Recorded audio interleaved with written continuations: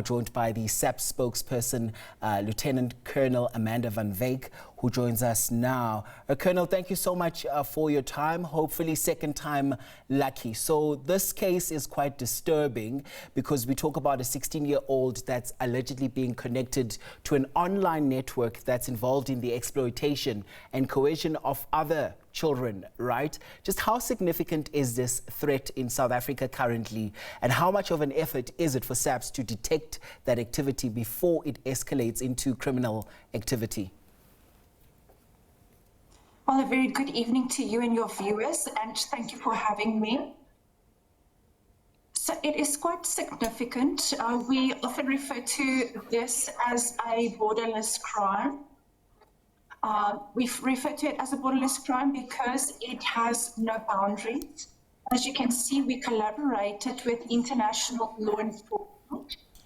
That arrest was effected based on information we have received from international law enforcement, and that is how we arrested him on Monday at an address that was identified by our National Serial Electronic and Investigations Unit. They were supported by several local police forces, as well as agents from the FBI, as well as Homeland Security investigations. So it's quite significant. So that arrest also illustrates the SAPS's unwavering commitment to address gender-based violence and femicide by pursuing those that are threatening the safety and security of women, children, and vulnerable persons, both locally and also internationally. We coincide with the agent. Yeah, and I want us to backtrack a bit, Colonel. So for viewers who do not know what 764 is, this isn't simply some sort of social media group where young people exchange disturbing material. Explain to us how these networks operate briefly. So 764s are violent international online extremist networks. They are associated with child exploitation. And these perpetrators are reportedly target. They also blackmail and coerce child victims into online sexual abuse, as well as animal cruelty and self-harm. So they are quite dangerous, these networks. Yeah, and quite disturbing now, we have a 16-year-old that is being sent for psychiatric evaluation, right? And I'd assume that automatically then introduces another sort of dynamic to the conversation that me and you are having. Just help us place and understand what needs to be established at this stage, whether the teenager can understand the proceedings and be criminally charged, or is the larger objective now to establish the full extent of the network, identify the other participants, and protect potential victims?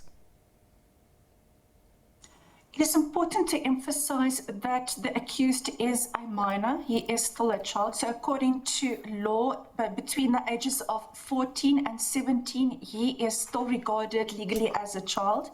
But we must also remember that between 14 and 17, according to law, a child should be able to distinguish between right and wrong. And that is how the criminal justice will come into play now.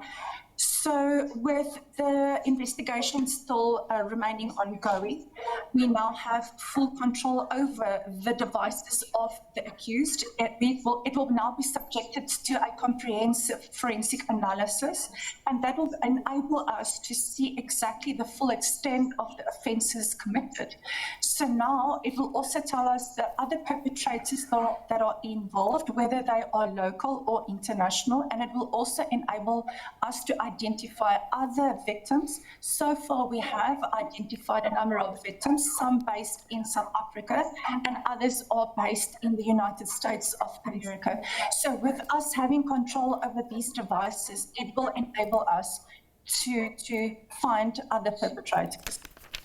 All right, Thomas, thank you so much for your time on the program. That's the SAPS spokesperson, Lieutenant Colonel Amanda van Wyk, joining us there. Thanks so much indeed.